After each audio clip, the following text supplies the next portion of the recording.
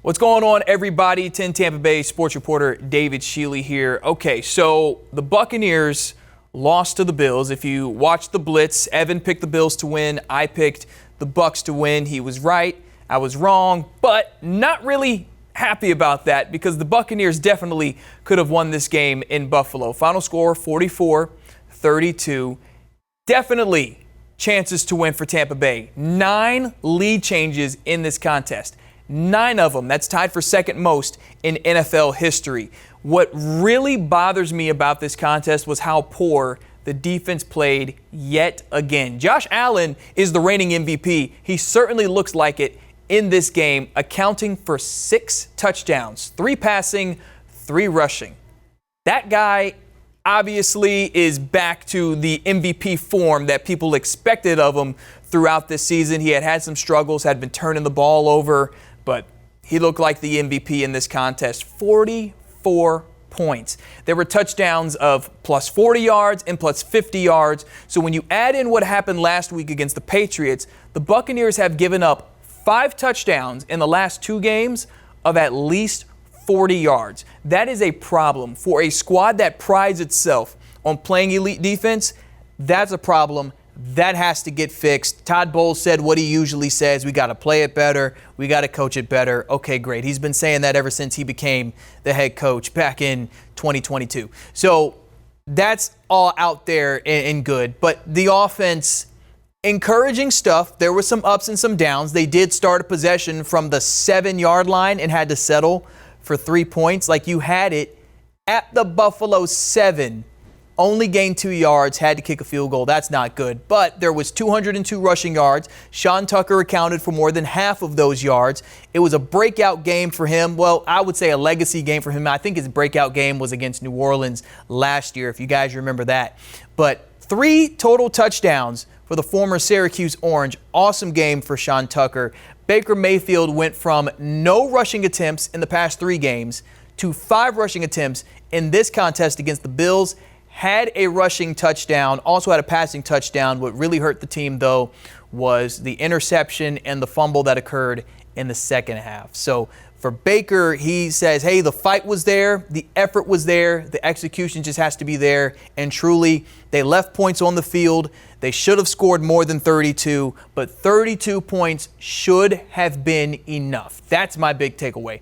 32 points should have been enough, and this defense has to fix the problems with the explosive plays. They did lose Jamel Dean early in this contest with a hip injury. Don't know how long he's going to be out, if he's going to miss time at all. He's arguably been the best defender on this squad, so losing him definitely hurts. But to me, there's no excuse to give up 44 points, even to Josh Allen on the road. So going forward, here's what's going on. The Buccaneers are 6-4. Their lead in the NFC South is down to half a game. This much. They have no wiggle room anymore because the Carolina Panthers are on fire. They went into Atlanta, swept the Falcons by beating them in overtime, 30-27.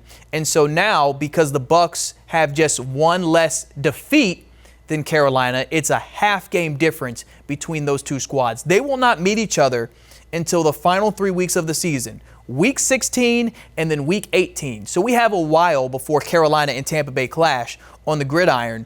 But until then, I think things favor the Bucs.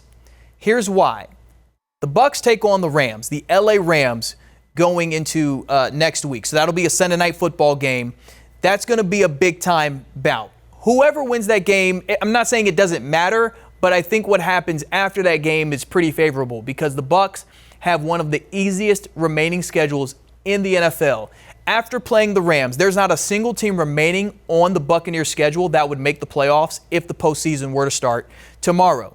As for Carolina, they have a lot of tough matchups left. They have the 3rd toughest schedule remaining in the NFL. So to me, if Carolina really goes out and wins this division, they earned it.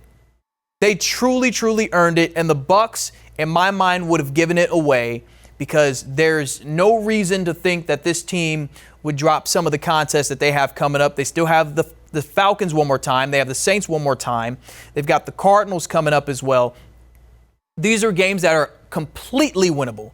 very, very winnable, to where Carolina still has to play some really good football teams. They still have to play Seattle, I believe. That's just one of the teams they still have to face. And of course, they've got to play the Buccaneers twice. So I think the Bucs still win the NFC South, but then moving into the playoffs, that's where my concern starts to rise a little bit. The Buccaneers are now 1-4 against teams that are currently sitting in playoff spots. 1-4, the only win coming against Seattle on the road in that shootout, if you guys remember that.